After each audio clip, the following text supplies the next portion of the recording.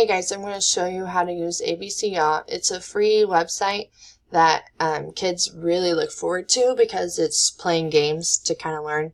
I only use this on Fridays because it's one of those, yay, it's Friday, we made it to the end of the week things.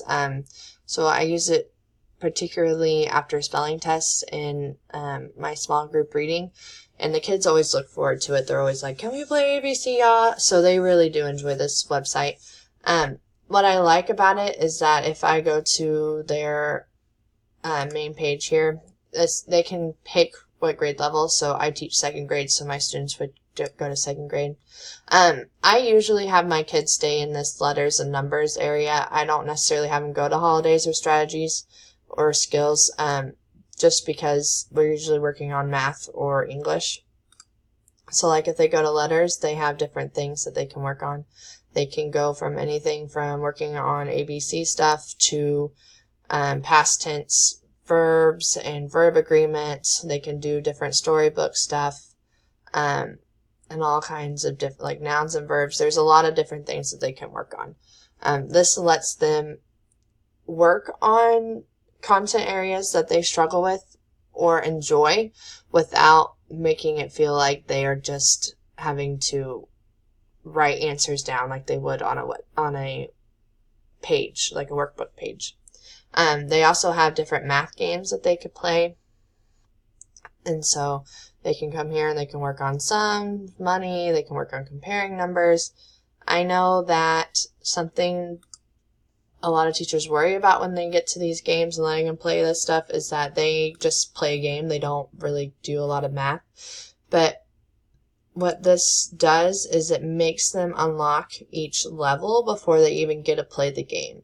And they have to have 80%, I believe, or better enabled to do it. So like they would have to do, well, what's 1 plus 0? It is pretty easy at first, and I believe that it gets harder as they go up. But you can always have your students pick different grade levels. If you think that the second grade or something is too easy, maybe you can try third grade and see if they get a little bit more complicated there. What I like about this is that the students kind of get to pick and choose what they work on. So you might have some students that pick stuff that they don't need to work on, but then you're going to have those students that know that they have a hard time with contractions.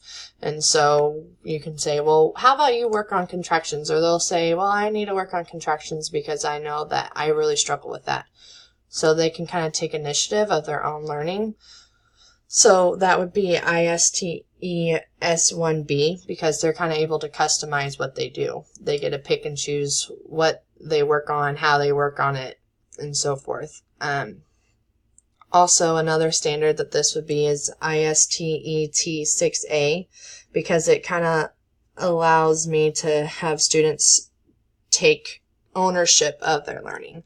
So they are in control of what they're doing because students sometimes get tired of us saying, you have to do this way. So this kind of allows me to give them more freedom in what they do, knowing that they're still going to be working on stuff that's going to be improving their skills. It might not always be at the rigor that we want, but it's also a Friday fun game activity. Like I said, I don't let them use it all the time. So anyway, I hope that you guys enjoyed this video and will consider using ABCYa.